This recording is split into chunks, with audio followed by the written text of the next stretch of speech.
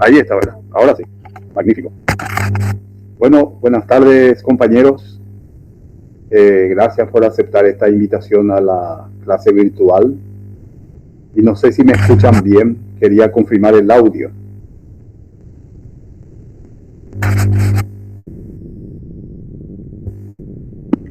Se le escucha perfecto, doctor. Bueno, magnífico. Muy bien. Entonces, vamos a seguir con la lección de sociedades anónimas. Y ahora vamos a dar las asambleas. La asamblea debe reunirse en el domicilio social, es decir, en el domicilio de la sociedad.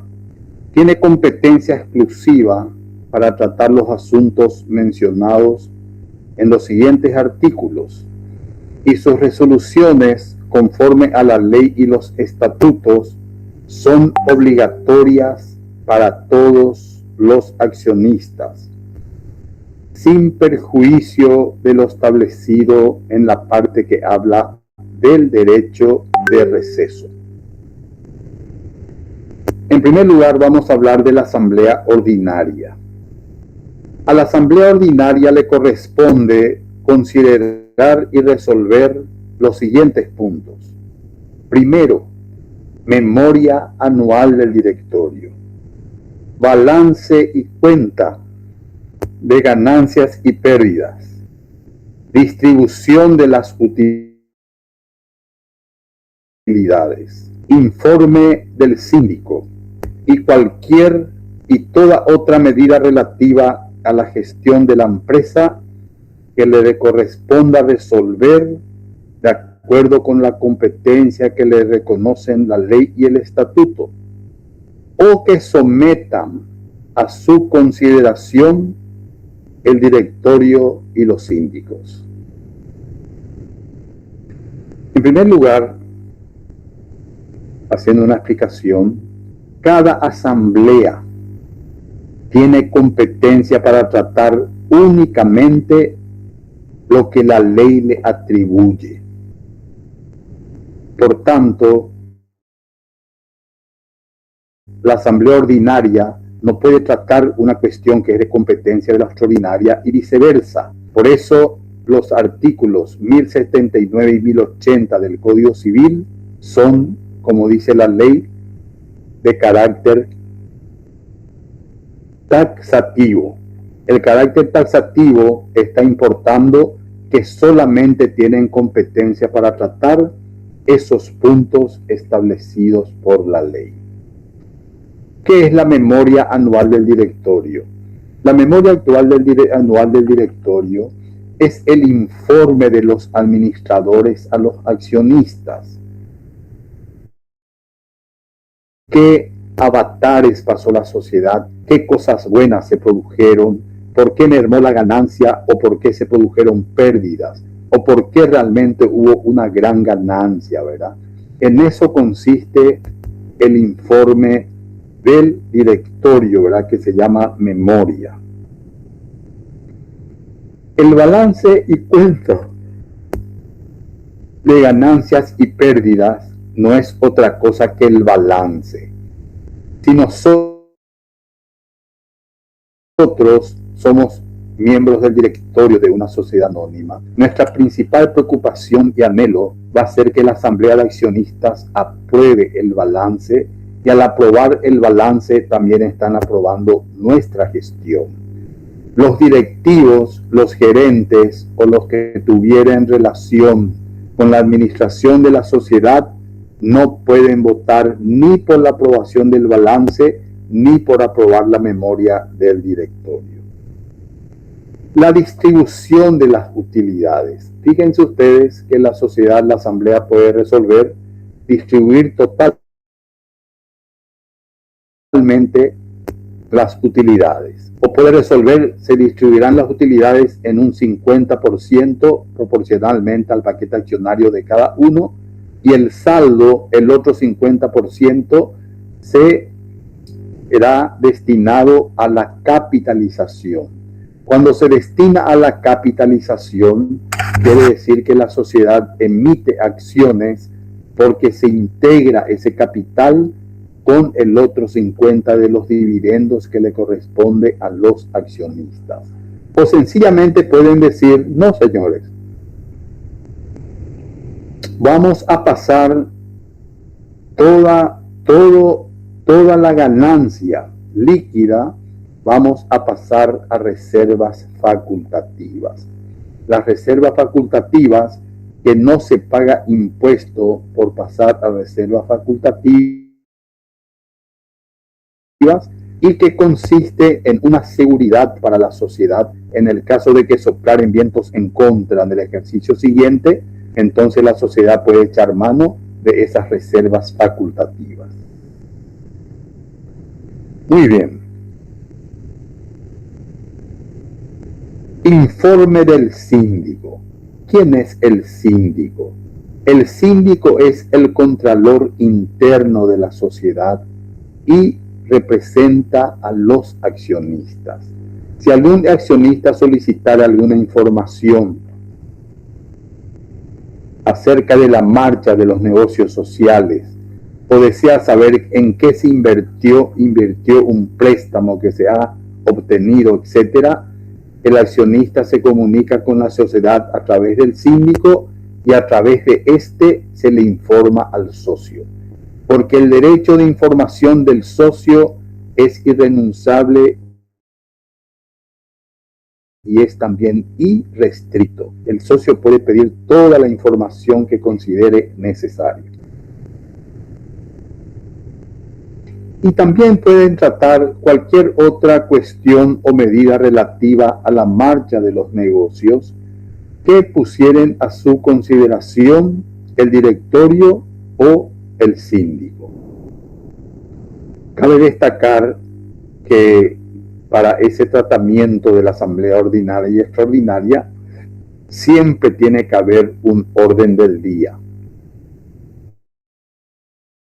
Y hay demasiada doctrina que dice que no se puede tratar lo que no está en el orden del día. Muy bien. También la asamblea ordinaria trata de la designación de directores y síndicos y fijación de sus retribuciones. Las responsabilidades del directorio, de los directores y síndicos, y las causales de su remoción. Y finalmente tiene competencia para tratar la emisión de acciones. Para tratar los puntos A y B, es decir, memoria anual del directorio, aprobar el balance, etcétera, y la designación de los directores y el síndico y la fijación de sus retribuciones, Las asambleas tienen que realizarse dentro de los primeros 4 meses del cierre del ejercicio. El ejercicio se cierra el 31 de diciembre y se tiene tiempo de convocar a esas asambleas para tratar esos puntos específicos hasta el mes de abril. Porque nosotros vamos a tratar todo el ejercicio del 2025 en la asamblea que se reúne en el año 2026. Corresponde a la asamblea extraordinaria todos los asuntos que no sean de competencia de la asamblea ordinaria, ¿verdad? La modificación del estatuto y en especial aumento, reducción y reintegración del capital, rescate, reembolso y amortización de las acciones, fusión, transformación y disolución de la sociedad, nombramiento, remoción y retribución de los liquidadores, consideración de las cuentas y de los demás asuntos relacionados con los liquidadores, emisión de debentures y su conversión en acciones. Y finalmente tiene a su cargo también la emisión de los bonos de participación. Fíjense ustedes, en la asamblea extraordinaria se tratan asuntos que es de sumo interés para la sociedad y que conlleva generalmente mayor responsabilidad para los accionistas. Eso está reservado para la asamblea extraordinaria. La asamblea ordinaria es anual y debe ser convocada por el directorio y en su defecto por el síndico. Las asambleas extraordinarias serán convocadas por los accionistas que representen por lo menos el 5% del capital social si los estatutos no han fijado una representación distinta. En la petición se indicará los temas a tratar. Fíjense ustedes que quiere decir entonces que los accionistas que representen el 5% del capital social ya pueden convocar a la asamblea cuando así no lo hicieren ni el directorio ni el síndico. El directorio y el síndico convocarán a la asamblea para que se celebre dentro de los 30 días de recibida la solicitud de los socios. Si el directorio o el síndico omitieron hacerlo, la convocatoria podrá hacerse judicialmente, en cuyo caso el juez que entiende en esta causa actuará en calidad de presidente de la asamblea. La asamblea será convocada por medio de publicaciones hechas en un diario durante 5 días, con 10 días de anticipación por lo menos y no más de 30 días. Deberá mencionarse el carácter de la asamblea, la fecha, la hora y lugar de reunión, orden del día y los requisitos especiales exigidos por los estatutos para la participación de los accionistas. La segunda convocatoria, por no haberse llevado a cabo la asamblea, se hará dentro de los 30 días siguientes y las publicaciones se efectuarán por 3 días con 8 días de anticipación como mínimo. Fíjense ustedes que para que yo tenga voz y voto en la asamblea, si soy accionista, yo debo depositar mis acciones en la sociedad 3 días hábiles antes de la celebración de la asamblea, en cuyo caso se anotará entonces mi nombre en el registro de asistencia de accionistas y cuántas acciones yo detento y a cuántos votos me da derecho ese paquete accionario que yo he presentado. La ley también dispone que puede presentarse un certificado, una constancia bancaria, cuando las acciones son depositadas, por ejemplo, en una caja de seguridad a nombre del titular de las acciones, y nosotros no vemos nada raro que se pueda depositar en una escribanía y que el escribano emita una constancia que Enrique Zacarías depositó ahí tantas acciones ordinarias de tal número con derecho a tal voto, de tal suerte que se pueda individualizar totalmente. En ese caso, siempre respetando el plazo de 3 días hábiles antes de la celebración de la asamblea, yo tendré derecho a voz y voto. Para asistir a la asamblea, los accionistas deben depositar en la sociedad sus acciones o un certificado de depósito librado al efecto por un banco para su registro en el libro de asistencia a las asambleas, con no menos 3 días hábiles de anticipación al de la fecha fijada. En dicho lapso no podrán disponerse de las acciones. La sociedad les entregará los comprobantes necesarios de recibo que servirán para la admisión en la asamblea.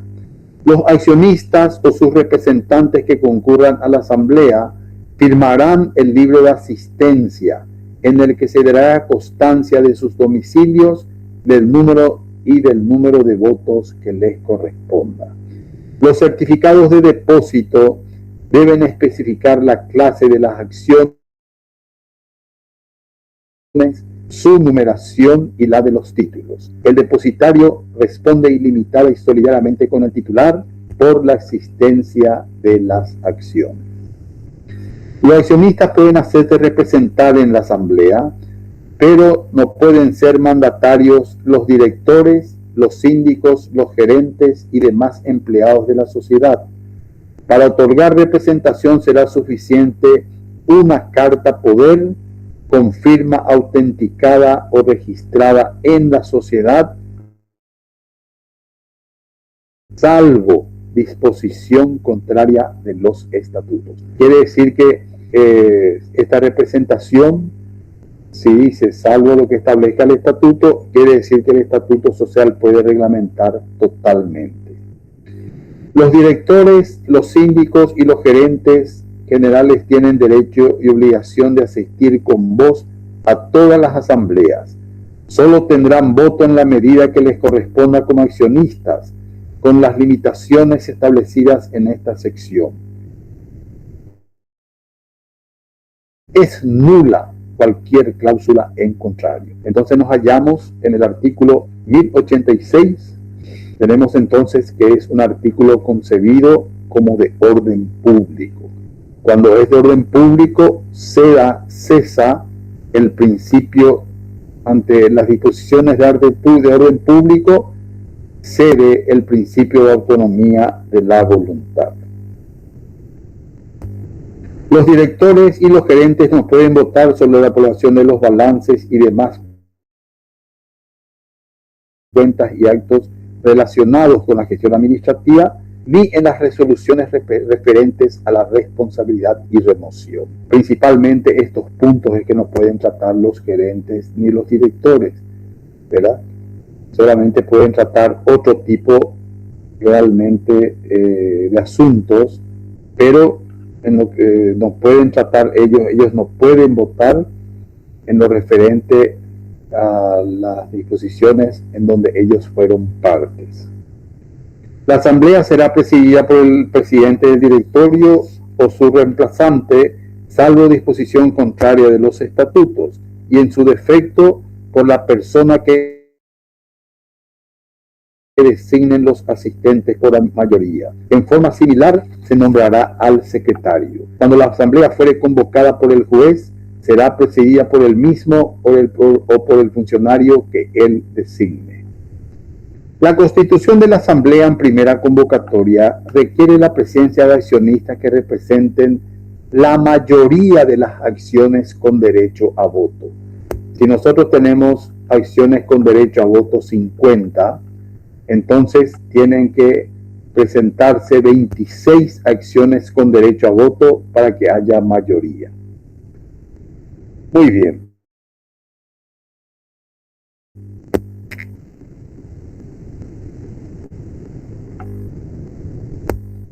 La Asamblea Extraordinaria se reúne en primera convocatoria con la presencia de accionistas que representen cuando menos el 60% de las acciones con derecho a voto, si los estatutos no exigen un quórum más elevado. En la segunda convocatoria se requiere la presencia de accionistas que representen cuanto menos el 30% de las acciones con derecho a voto, salvo que por los estatutos se requiera mayor proporción. Ven ustedes que la Asamblea Extraordinaria, en lo que respecta a la asistencia en relación a los votos que otorga cada acción, es más exigente que con respecto a la Asamblea Ordinaria, porque trata asuntos más graves y de más trascendencia para la sociedad. Los socios, cuando se trate de transformación, fusión o disolución anticipada de la sociedad, de la transferencia del domicilio al extranjero, del cambio fundamental del objeto o la reintegración total o parcial del capital, tanto en primera como en segunda convocatoria, las resoluciones se adoptarán por el voto favorable de la mayoría de las acciones con derecho a voto, sin aplicarse la pluralidad de votos. ¿Sí? Quiere decir que si alguien tuviera acciones privilegiadas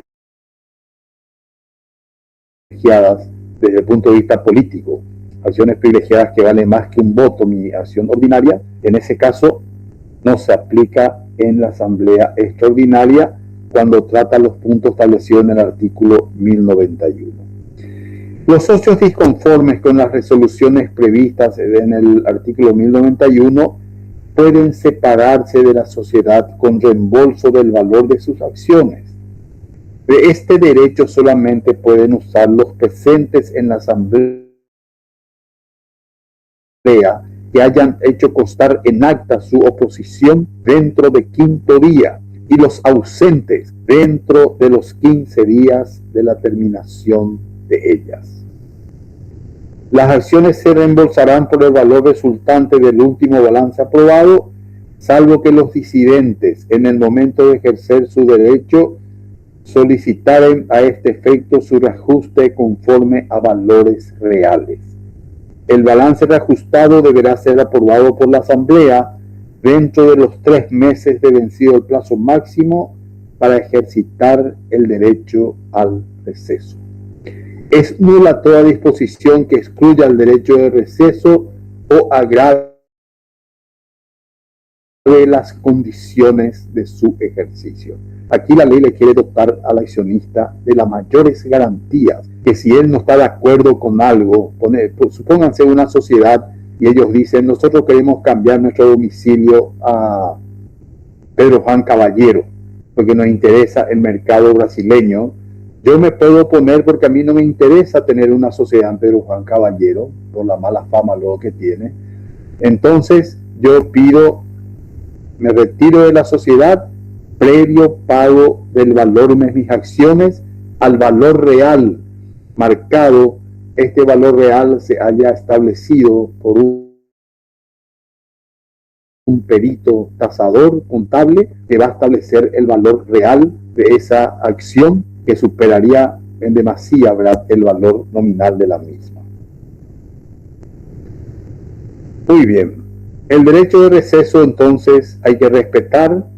No se puede excluir este derecho y tampoco introducir condiciones que agraven su ejercicio. Es nula toda decisión sobre materias extrañas a las incluidas en el orden del día, salvo las excepciones que se autorizan expresamente en este capítulo. La Asamblea puede pasar a cuarto intermedio por una vis a fin de continuar la misma en otra fecha, ¿verdad? Pero debe ser dentro de los 30 días siguientes de la celebración de la primera. En tal caso, solamente pueden computarse en la segunda reunión las acciones que tenían derecho a participar en la primera. Se levantará acta de cada reunión. Es decir, yo si me veo mal y veo que no tenemos mayoría para tratar un puntos del orden del día. Lo que no puedo hacer es, vamos a llamarle, lo que yo no puedo hacer es,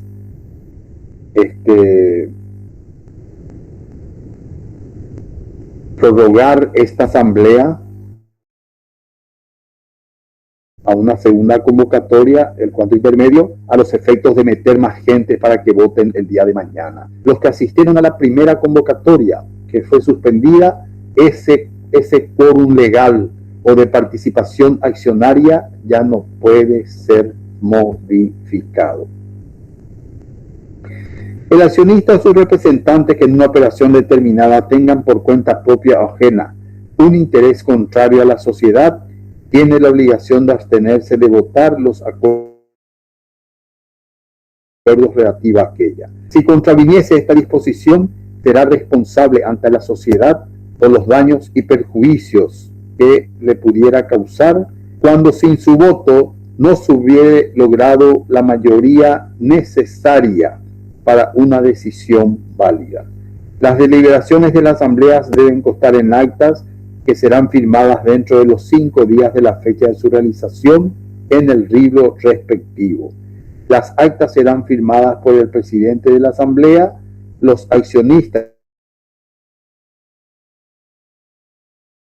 designados por ella y el secretario. El acta debe resumir las manifestaciones hechas en la deliberación, la forma de las votaciones y sus resultados, una expresión completa de las decisiones. Cualquier accionista puede solicitar a su costa copia firmada del acta. Cuando la asamblea debe adoptar resoluciones que afectan el derecho de una clase de acciones, se requerirá el consentimiento o ratificación de los titulares de ellas.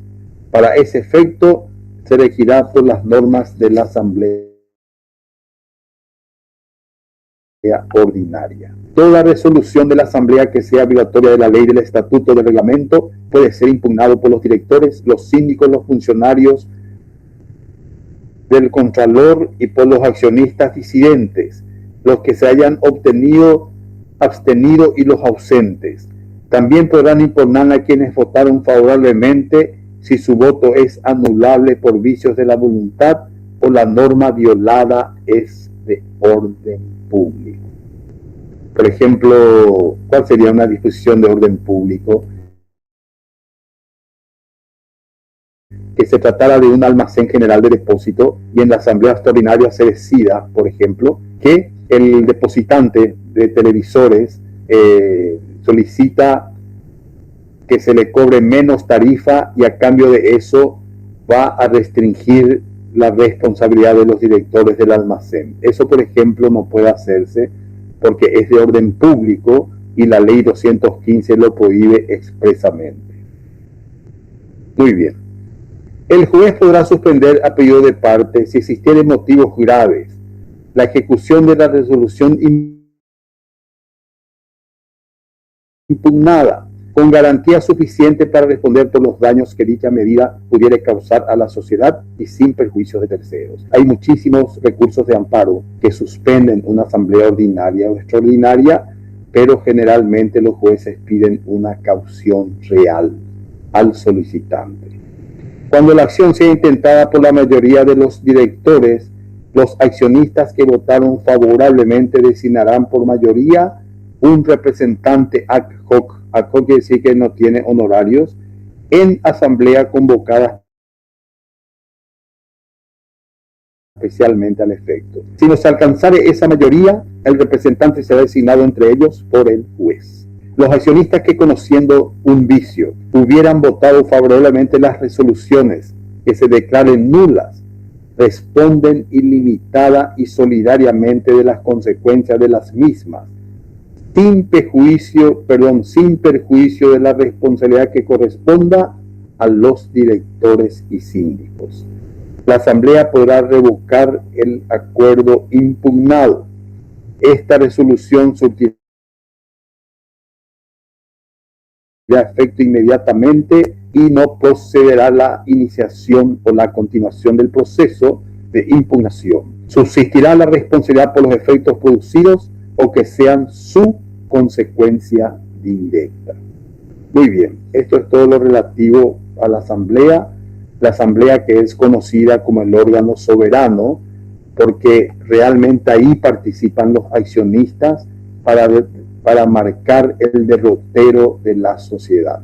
Fíjense ustedes que la asamblea ordinaria elige directores, elige síndicos, sus remuneraciones, la responsabilidad de los mismos, causales de remoción, etcétera, ¿verdad? Entonces, ¿qué pasa? Esta asamblea ordinaria y la extraordinaria son realmente las que marcan, por las decisiones que se toman, el rumbo de la sociedad. Muy bien. ¿Quiénes administran y representan a la sociedad? La administración de la sociedad estará a cargo de uno o más directores. Quiere decir que nuestro Código Civil permite la existencia del director único. Yo no necesito un directorio colegiado. ¿Por qué? Porque yo soy un director único, los cuales deberán ser designados en la asamblea ordinaria cuando no lo hubiesen sido en el acto constitutivo. Generalmente, ustedes van a ver en la ley 388/94, ustedes van a ver que el primer directorio y el primer síndico son designados, en el ejemplo que hemos dado de constitución por acto único, son designados en la escritura pública que se llama acto constitutivo. Pero esos directores pueden ser ratificados o removidos una vez que se realice la Asamblea General Ordinaria. Y se faculta la Asamblea para determinar su número. Los estatutos especificarán el número mínimo y máximo permitido. Los directores pueden no ser accionistas, son elegibles y su designación es revocable. Los estatutos no pueden suprimir ni restringir la revocabilidad de la designación, pero el director, el administrador que fuere designado en el acto constitutivo, tendrá derecho a resarcimiento cuando fuere excluido sin justa causa. ¿Quiénes no pueden ser nombrados directores ni gerentes? Primero, los incapaces. Segundo, los que actúen en empresas en competencia con intereses opuestos. Los quebrados culpables o fraudulentos. Los fallidos por quiebra casual hasta 5 años después de su rehabilitación.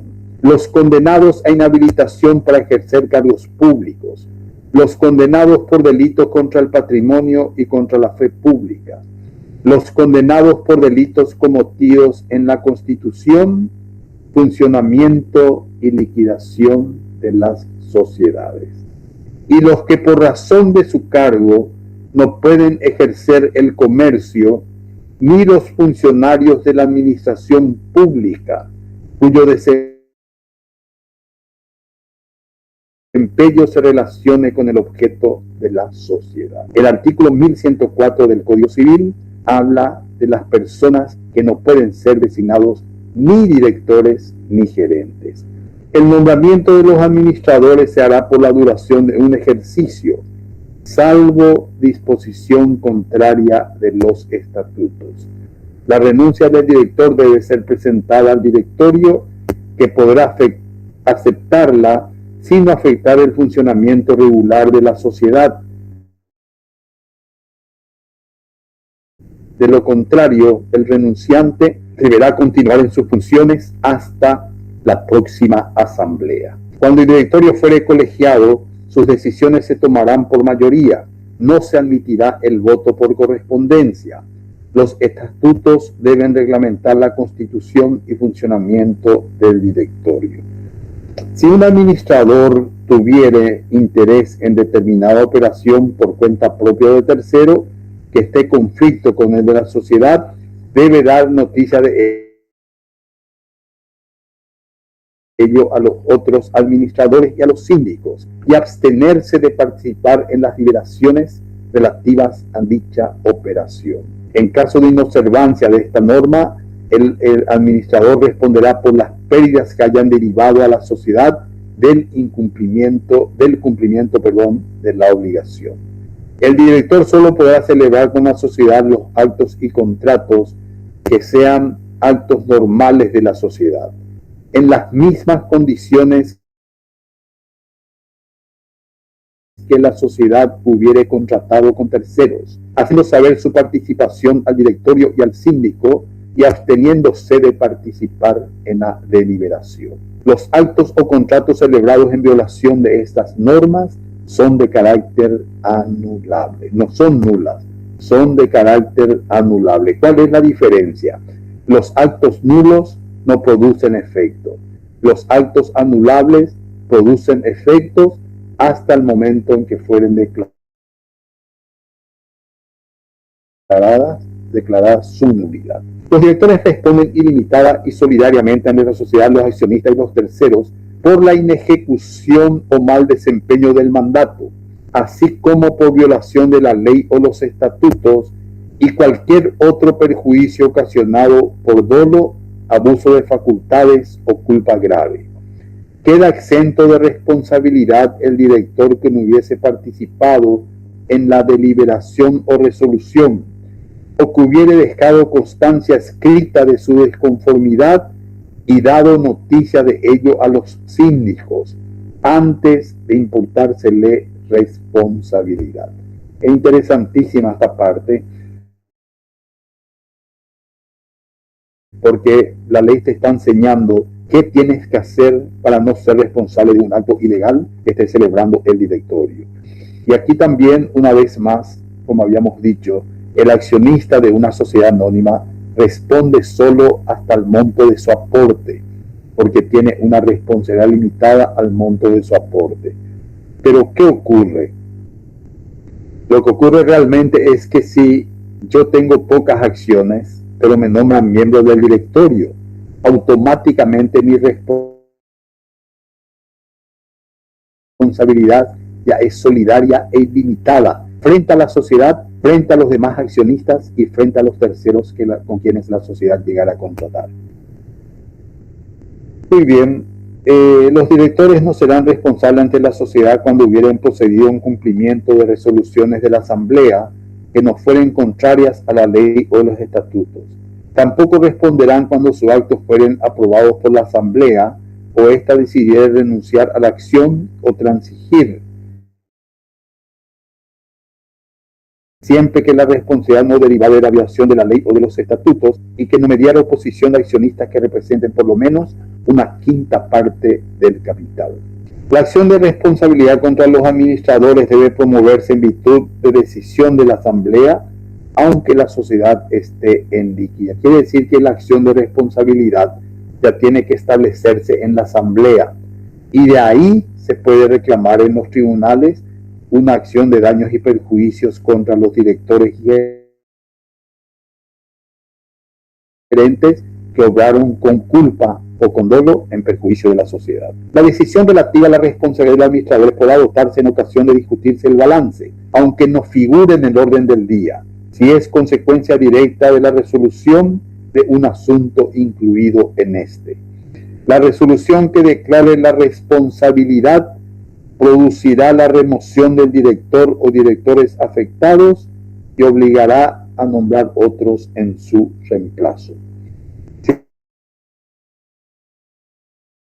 Si la acción no fuera iniciada dentro del plazo de 3 meses, contado de la fecha del acuerdo, cualquier accionista puede promoverla sin perjuicio de la responsabilidad que resulte del incumplimiento de la medida ordenada. La acción social también podrá ser ejercida por los accionistas que se hubieran opuesto a la renuncia o transacción.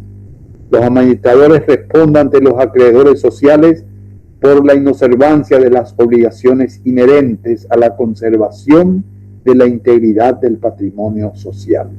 La acción puede ser promovida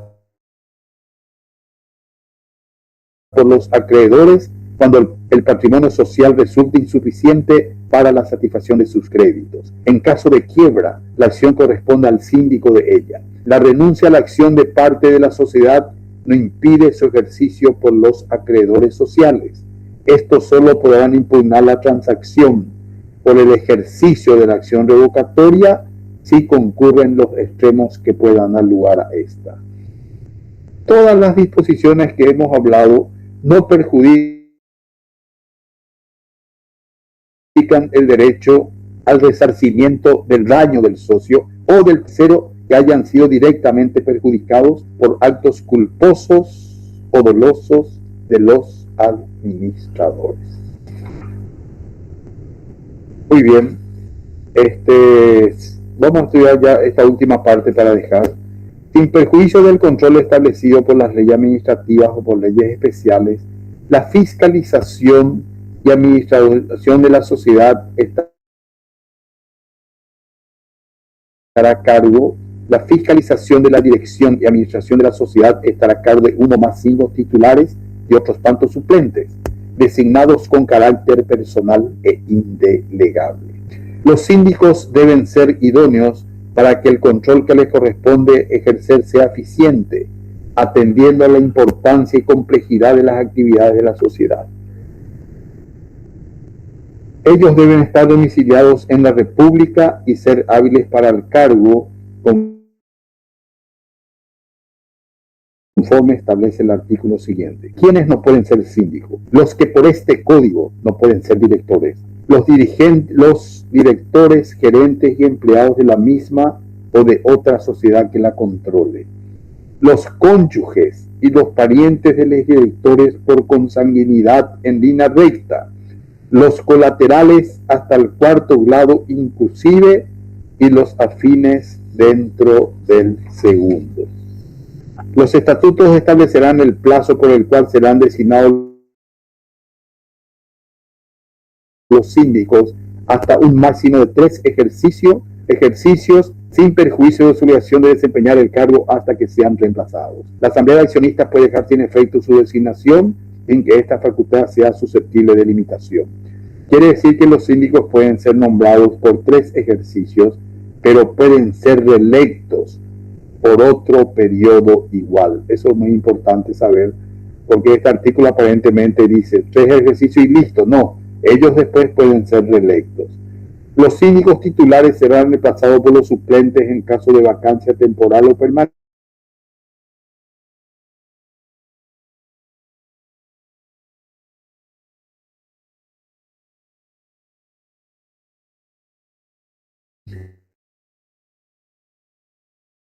Para que haga la síndico impedido para desempeñar sus funciones cesará de intervenir y dar aviso al directorio dentro de los 10 días. El síndico que tuviera interés en determinada operación deberá abstenerse de participar en todo lo relativo a ella, so pena de perder el cargo y responder de los daños y perjuicios causados a la sociedad.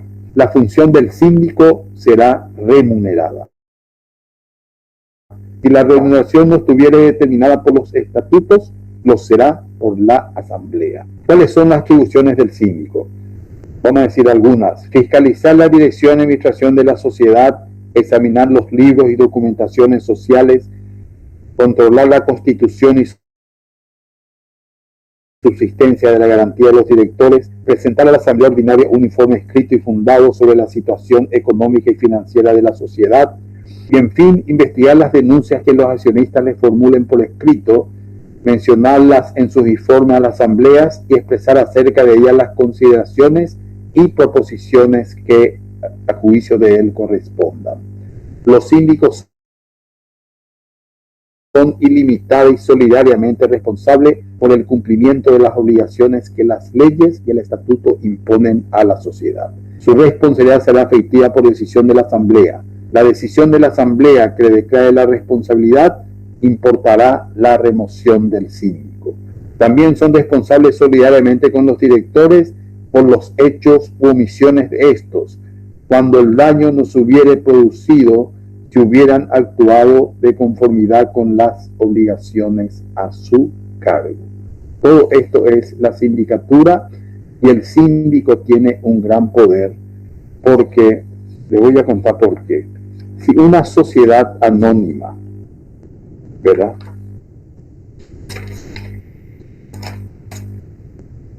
Si una sociedad anónima no tuviere directores suplentes,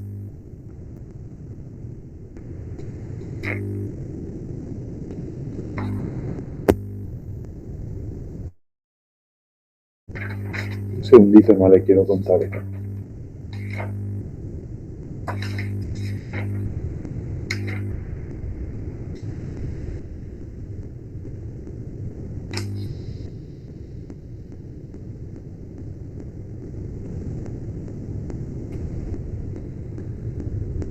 Bueno, de cualquier manera, los síndicos, cuando las sociedades no tuvieran directores suplentes y falleciera o queda imposibilitado uno de ellos, el síndico le puede nombrar directamente a cualquier persona idónea, y lo cual será confirmado en la próxima asamblea. Esa asamblea puede ratificar el nombramiento o sencillamente darle las gracias y le nombra, ¿verdad?, a otro accionista, a otro fiscalizador. Hemos dado ya entonces, completamos la parte de sociedad anónima. Creo que nos va a faltar solamente de Ventures, no sé si ya dimos. Y mañana yo les voy a pasar la nota a las delegadas, quienes les va a compartir. Nosotros ya tenemos ya el trato, que van a hacer un buen trabajo, que ustedes ya tienen los temas, y se fijó para el 8 de junio, se fijó el segundo parcial. Vamos a tratar de conectarnos la próxima semana. Yo tengo un viaje, como les había dicho. Vamos a tratar de conectarnos a través de internet, ¿verdad? De tal manera a no perder las clases y llegar bastante preparados, ¿verdad?, al segundo parcial, que es una oportunidad que no podemos desaprovechar. Yo de mi parte les agradezco mucho esta deferencia que han tenido para conmigo de participar en esta charla. Agradecerle a las dos delegadas que son excelentes, a Guadalupe y a Luciana, y si Dios quiere estamos en contacto. Y muchas felicidades, y entre las alumnas hay alguna madre, ¿verdad?, que pase muy bien en su día. Muchas gracias, queridos compañeros, y seguimos en contacto. Gracias, doctor. Muy bien. Hasta luego. A ustedes. Adiós.